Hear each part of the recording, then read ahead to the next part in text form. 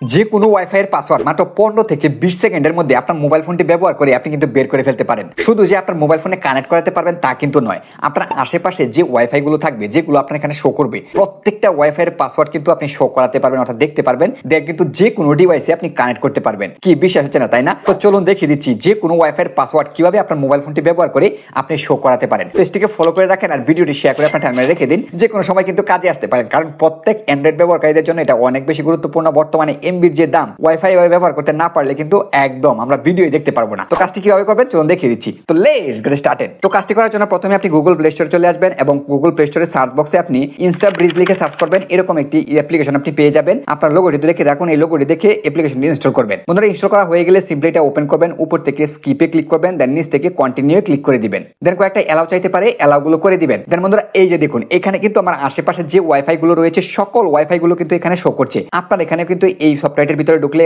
আশেপাশে যে ওয়াইফাই গুলো থাকবে সবগুলো কিন্তু এখানে শো করবে। এবার যে ওয়াইফাই এর পাসওয়ার্ড আপনি দেখতে চান ডান দিকে দেখুন শো পাসওয়ার্ড নামে অপশন রয়েছে, এটিতে ক্লিক করতে হবে। তো আমি সবার প্রথমে যে ওয়াইফাইটা রয়েছে এটার পাসওয়ার্ডটা আপনাদেরকে শো করে দেখাচ্ছি। তো প্রথম যে ওয়াইফাইটা রয়েছে এটা শো পাসওয়ার্ড অপশনটিতে আমি ক্লিক করলাম। ক্লিক করার পর বন্ধুরা এই যে দেখুন পাসওয়ার্ডটা কিন্তু শো হয়ে গিয়েছে। এবার আমি কিন্তু চাইলে এই ওয়াইফাইটা যে কোনো ডিভাইসে আমি কানেক্ট করতে পারবো খুব সহজেই। তো বন্ধুরা ইনফরমেশনটি ভালো লেগে থাকলে অবশ্যই লাইক করে দিবেন আর এরকম ইম্পর্টেন্ট টিপস আমার ভিডিও প্রতিনিয়ত পেতে আমার পেজের সাথে যুক্ত থাকতে পারেন।